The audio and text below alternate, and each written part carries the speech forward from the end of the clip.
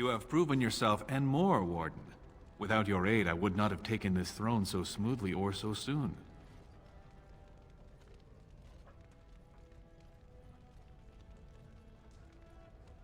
My generals are already preparing for a mission to the surface. When you have need of us, you shall have every able-bodied dwarf in Orzammar. Since you did more than I expected, I offer a personal reward as well. This was a mall favored by my brother Trian. Take it with you, as a reminder of your ties to Orzammar. Now, I have much to do. If there is nothing else...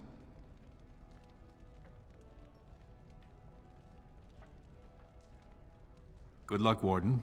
May we both crush our enemies. The throne restored and legends put to rest. Incredible. If I'd heard it secondhand, I'd have called it a sodding lie.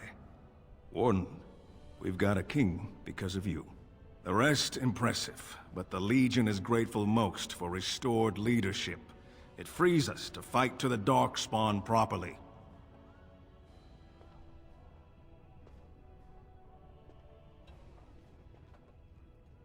Nay, our place is down here. When you break the Blight, and you've got the skill, we'll make sure they have nowhere to retreat. You'll have us indirectly. That's more than any surfacer can say.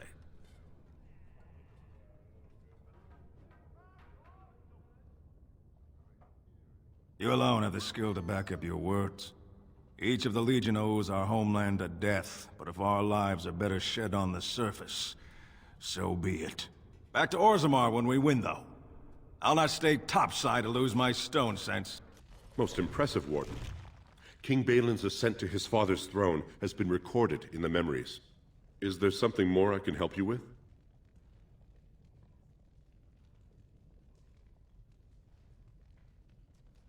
What's this? A list of names. Most of these clans no longer even exist. Is this authentic? You bet your hairy arse it is. Taken from a tablet in Caridin's fortress, no less. Then is it true? The rumors of Caridin's so-called volunteers? Extraordinary! I would love to make a copy of this. The Shaperate has never had much information on Caridin and his golems, much less proof of this magnitude. Warden, I hope this artifact from our archives will suffice as a reward. I must inform the Shaperate at once. You've returned. With all the excitement over the new king, I never expected you to remember my poor son. Did you learn anything about my ruck?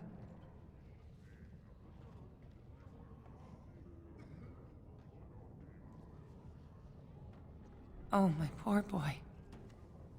I guess I knew, but... I just wish I could have seen him one last time. Here, this is my husband's masterwork, the first shield he smithed. I don't have anyone to save it for anymore. I'd like you to have it, for what you risked to bring me this news. You know what would do you some good? A pair of nose plugs?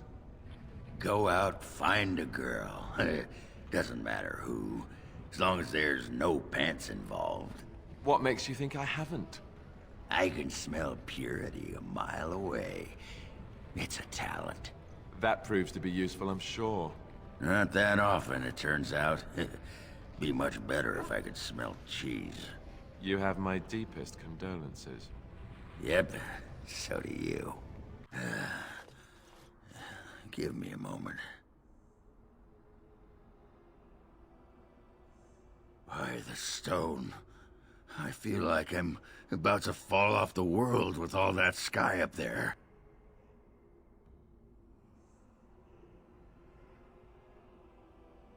If I could fight Randar Volney's second after downing 15 lichen ales in half an hour, I'm not gonna be put off by a high sodding ceiling.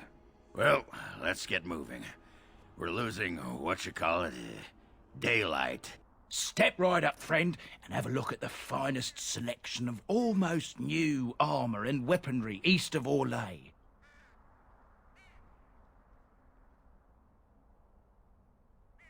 Canary? I'm afraid I don't know the word.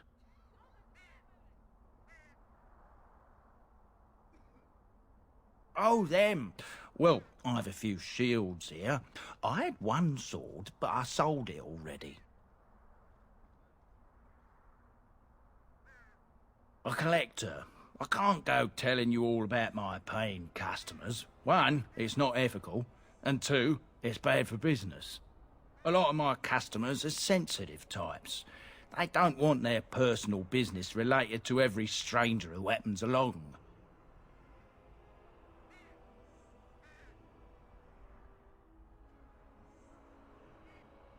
If I'd known he was still breathing, I would have used a knife.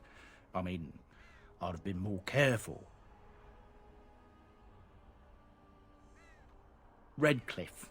The guy who bought it lives in Redcliffe. He's a collector. A dwarf named Dwin, I think. I don't want any trouble. If you see that giant, tell him I don't have it, would you? I don't, I swear.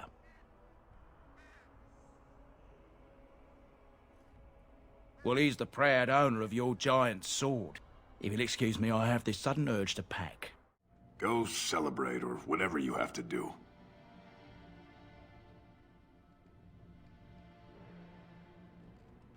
Now, why would you be interested in that? It's mine. You know, Farron didn't mention the giant he took it from was alive. 6 sovereigns.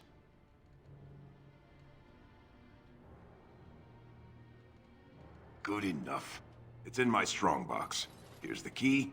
Now, why don't you leave me alone? Strange. I had almost forgotten it. Completion. Are you sure you are a Grey Warden? I think you must be an Ashkari to find a single lost blade in a country at war. My sword is in my hand again. I should put it to use. And I could deliver a much more satisfying answer to the Arishok's question if the Blight were ended. Don't you agree? I am one of the Beresad. I have never abandoned the field with a battle unmet. Yes, it isn't every Grey Warden who has her own Beresad. I will see you reach the Archdemon. Lead the way. Do you remember our discussion?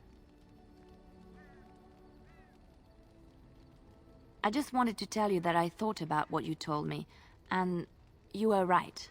I didn't want to admit it, even to myself, but those years in Lothering, I yearned for the freedom and the recklessness that I knew in Orlais. The Maker made the world beautiful, but he also made it dangerous. To really experience it, I have to embrace this, not hide away in some nunnery. Sometimes, it takes another to show us the truths we hide from ourselves.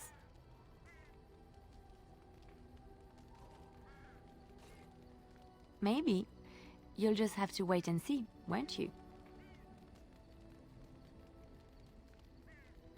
You mean other than becoming a Grey Warden? You know, I asked Duncan this too, and all I got was, "You'll see."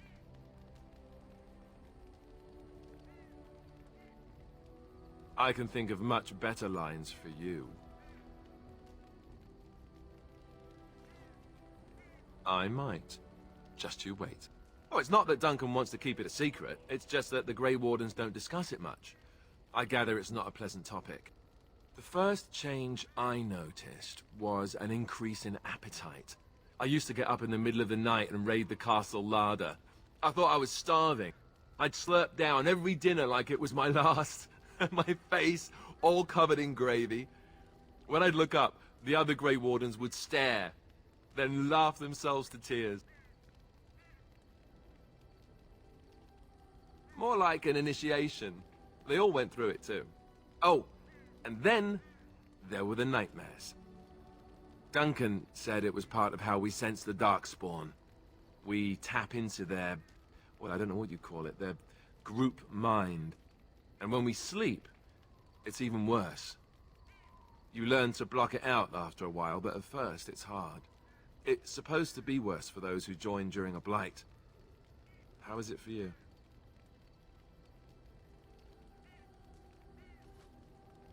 Some people never have much trouble, but that's rare.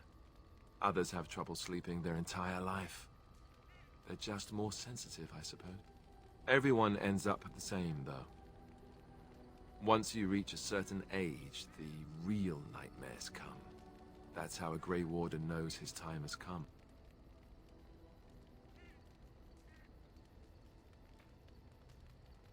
Oh, that's right. We never had time to tell you that part, did we? Well, in addition to all the other wonderful things about being a Grey Warden, you don't need to worry about dying from old age. You've got 30 years to live, give or take. The Taint. It's a death sentence.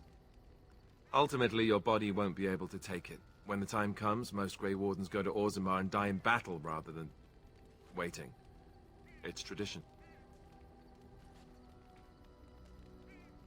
And you wondered why we kept the joining a secret from the new recruits. And there you have it.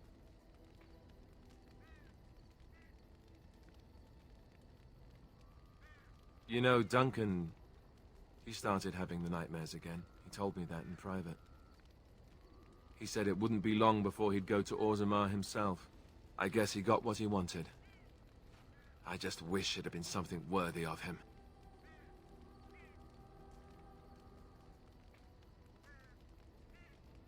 We can look forward to ending the Blight. That's what's supposed to make this worth it. I have a question for it, if it will indulge me. It chose to side with Paragon and destroy the Anvil of the Void. I agree with its decision, and yet the Paragon Branca was the reason it ventured into the Deep Roads. Why did it choose to defy her? It could not have known for certain that Paragon would be able to assist it with the dwarves.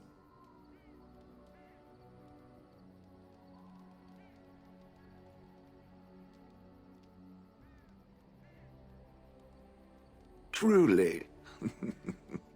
It seems a little mad itself.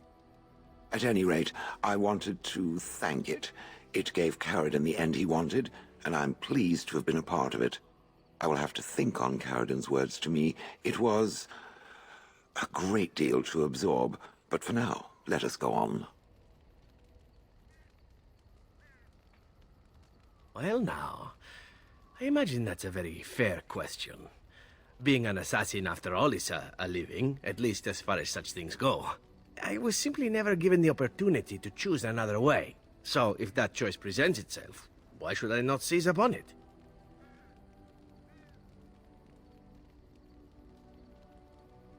Now that you mention it, I am not entirely certain. I was but a boy of 7 when I was purchased. For 3 sovereigns, I'm told.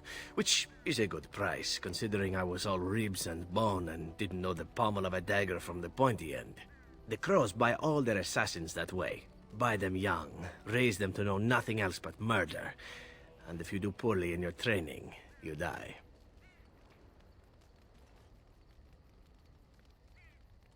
Of course. You compete against your fellow assassins, and those who survive are rightfully proud of it. In Antiva, being a crow gets you respect. It gets you wealth. Gets you women. And men. Or whatever it is you might fancy. But that does not mean doing what is expected of you always. And it means being expendable. It's a cage, if a gilded cage. Pretty, but confining.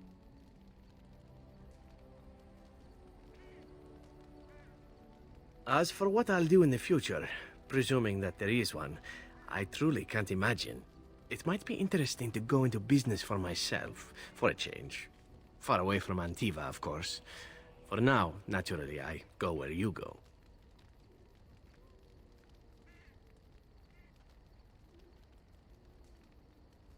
Eventually can be a very, very long time, if one plays one's cards right. Come now, enough chit-chat. Talking about the crows summons them, you know. Any Antivan fishwife could tell you so. Nothing. I'm fine. Just, I got a hornet in my eye is all. Did you want to talk about something?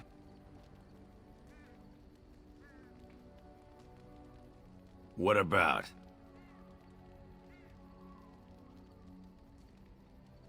It's sodding great. At first I was a little queasy with all that air, but there's just so much of it. No one has any idea who you are or what you're doing. And the ale. Oh, who'd have thought ale made with grain? Aye, the surface is great. It's like a big, bright world of filth without a ceiling. My kind of place. Hey, let's go find something to kill, huh? All this talk makes my hands twitchy. My mother has been hunted from time to time, yes, by Templar fools like Alistair, which should tell you how successful they generally were. Flemeth made a bit of a game of it, in fact. The Templars would come again, and she would look at me and smile and say that the fun was to begin once more. I found the game fun. I was too young to understand the truth behind what was happening. Flemeth would warn them, once. 'Twas a warning they inevitably failed to heed. And then the true game began. Often Flemeth would use me as bait. A little girl to scream and run and lure the Templars deeper into the wilds and to their doom.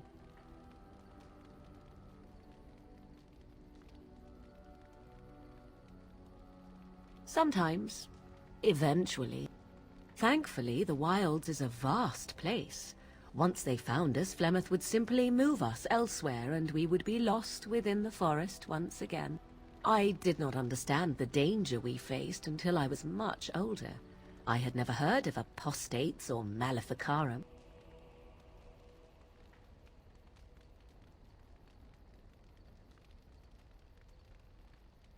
I think that my mother made it fun so that a child did not learn to fear. And I think that it was necessary. There are no trials for apostates, no prisons, no mercy. There are only absolutes, so only survival matters. If the wilds have taught me anything, 'tis this. First, you must survive. Do you disagree?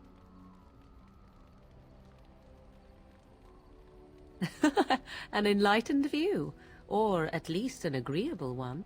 Enough of this talk, let us return to the task at hand. Ah, yes. I'm married to a fine woman back in Denerim, it's true. She'd give me a son if she could, but that's not likely to ever be. Sandal here. I found him in the deep roads years ago. Abandoned, I think, and he was never quite right in the head. I took him in, and I brought him with me when I came here to the surface. He may not be my blood, true, but I think of him as one. We left Orzammar. That's right, boy. Maybe one day we'll see it again.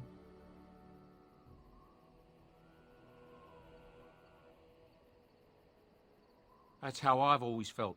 As long as he's happy, so am I. It's not as if I don't benefit, mind you. Turns out the boy's a natural working with enchantments. He might have even been lyrium-addled. I never thought of that before, to be honest. Happens sometimes. He can work an enchantment into just about anything, however, given some time. Could probably open his own shop, if he knew how. Enchantment. Well, he does seem to enjoy it, at least. To put it lightly, no one has a place here. Your farmers wish to be merchants. The merchants dream of being nobles, and the nobles become warriors. No one is content to be who they are.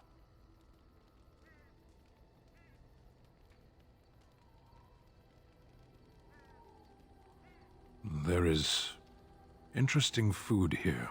You have a thing. It doesn't have a word in the Kunari tongue. Little baked things like bread, but sweet and crumbly. Yes, we have no such things in our lands. This should be remedied.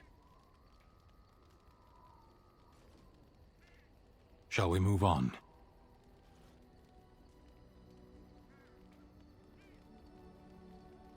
What does that accomplish? The farmer who buys a shop is never a merchant. He is always a farmer turned merchant. He carries his old life with him as a turtle carries its shell.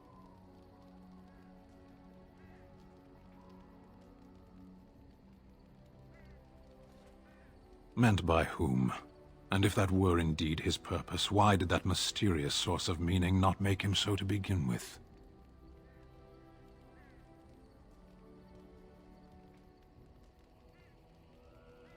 You can learn to find it in doing your duty, in serving your people. There is no need to search for it. Shall we move on? Have you seen the uniform? It's not only stylish, but well made. I'm a sucker for good tailoring.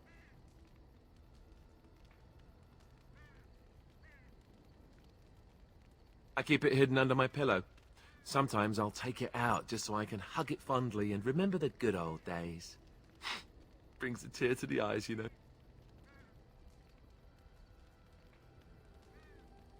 You don't really want to know about my being a Templar, do you? It's really quite boring.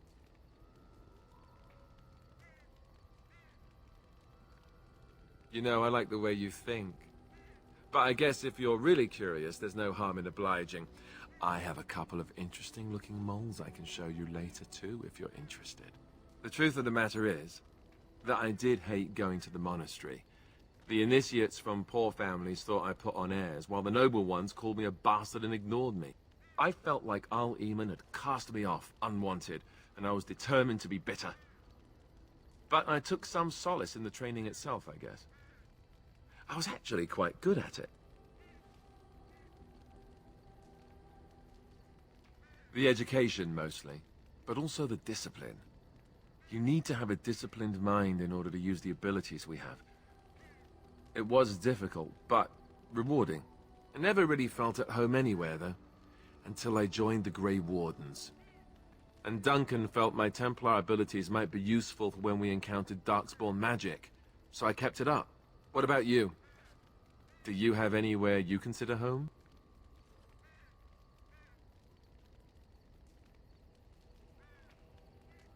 We won't always be traveling like this, you know. Once the war is over, once the Blight is... well, a time will come when we'll have to think about having a real home again. Though that seems like a far ways off. And I suppose the Grey Wardens are gone for good, either way.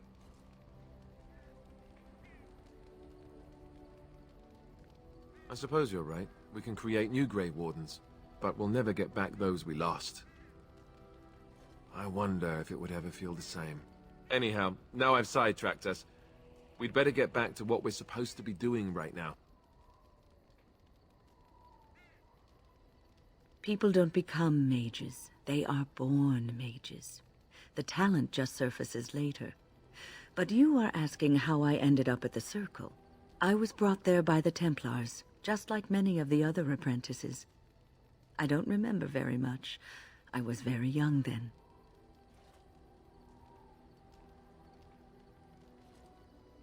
I set a boy on fire. It's a long story. I didn't have a family. I never knew my real parents.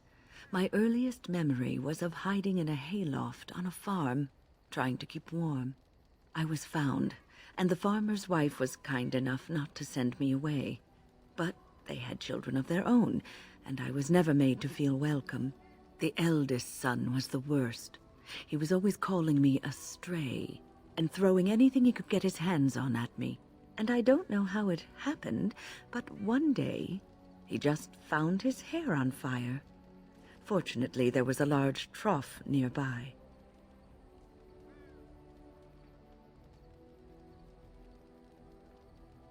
And you would have seen yourself trussed up like a festival turkey and paraded about the square for it. Village folk have little love for witches like us. Thankfully, all I had to endure was a few nights locked in a cold barn with a bowl of water and a crust of bread. The Templars arrived several mornings later.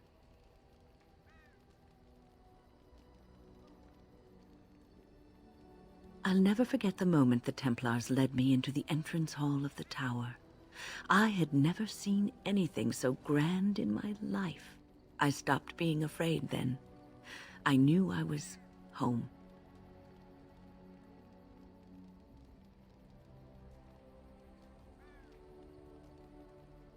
Prison. You could see it that way. But those walls are there to keep non-mages out, as much as to keep mages in. I learned very quickly that for every apprentice in the tower, there was probably one who never even lived to see the Templars come. No child, not even a mage child, is a match for an angry mob trying to place blame for a failed crop, a hard winter, a baby born dead.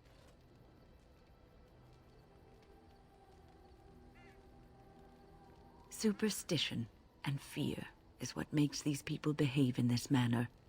It will be a good long time before that changes. Well, that's about all there is to my tale. That's how I came to the Circle.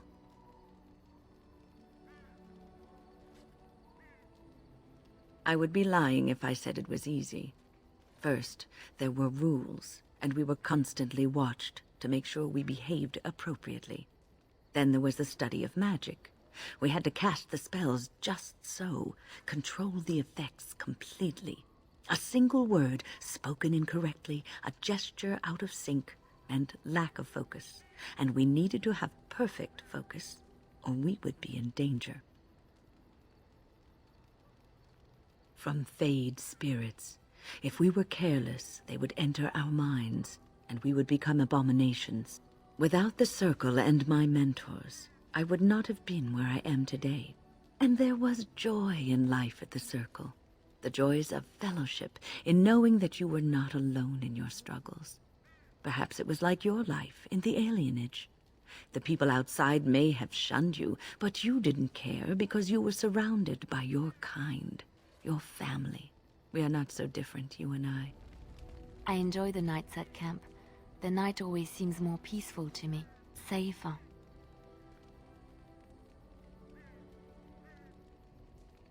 I feel the night grants us a reprieve from the troubles of the day. Silly, isn't it? The Darkspawn never sleep, and they lurk in the shadows. I enjoy those nights when we stand guard together, talking to pass the time in those small hours. Well, I talk and you listen mostly. Sometimes I succumb and fall asleep and wake to find you still watchful, and I know you're watching out for me.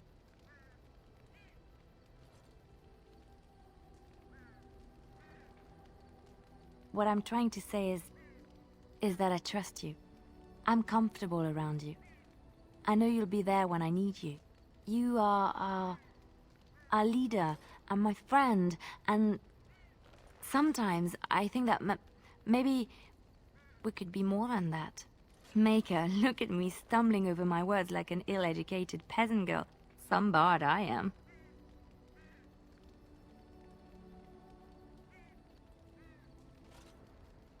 I'm not embarrassed. I'm just flushed because of the heat.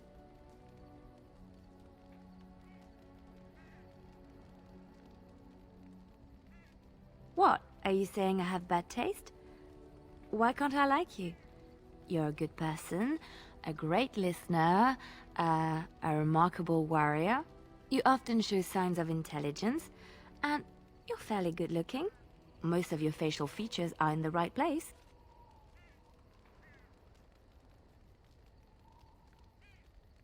You're welcome. I try. There isn't much more I can say. My feelings have been laid bare. You are very special to me.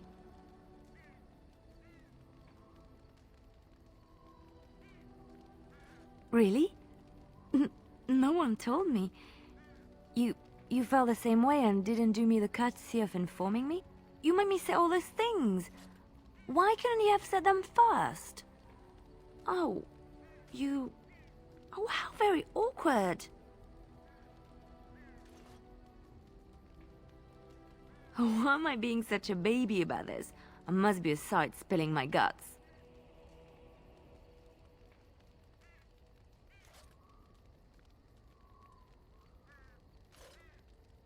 Yes, I am fond of you and I care about you. And let's go about our business before the others suspect something. I've a question, if I may. Well, here's the thing. I swore an oath to serve you, yes? And I understand the quest you're on, and this is all very fine and well. My question pertains to what you intend to do with me once this business is over with, as a point of curiosity.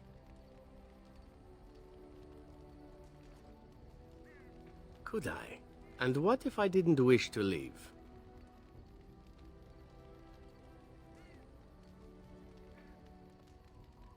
How should I know?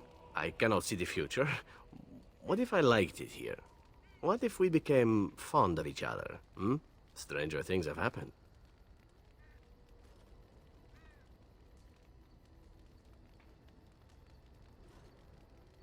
I have a tendency to grow on others. You'll see. It is good to know what my options might be, but that is for another time. For now, we have much to do, yes?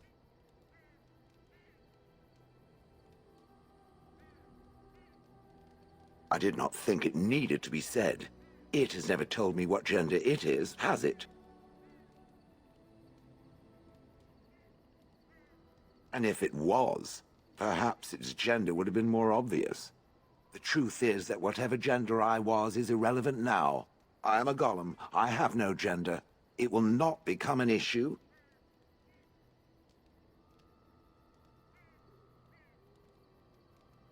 Ah, yes. Female bonding and all that. Rah.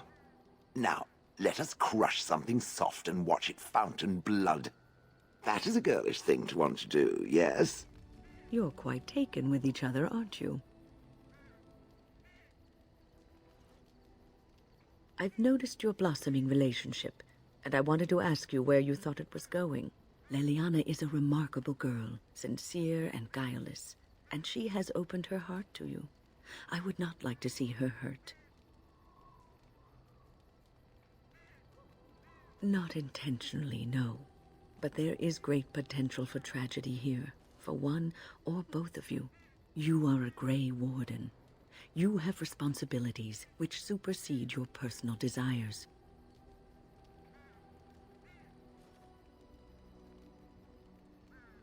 Love is ultimately selfish. It demands that one be devoted to a single person who may fully occupy one's mind and heart to the exclusion of all else. A Grey Warden cannot afford to be selfish. You may be forced to make a choice between saving your love and saving everyone else. And then what would you do?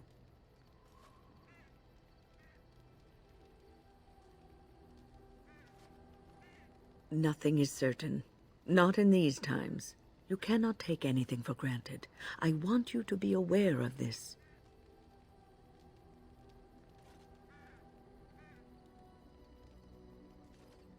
You may have to save one or both of you unnecessary anguish later on.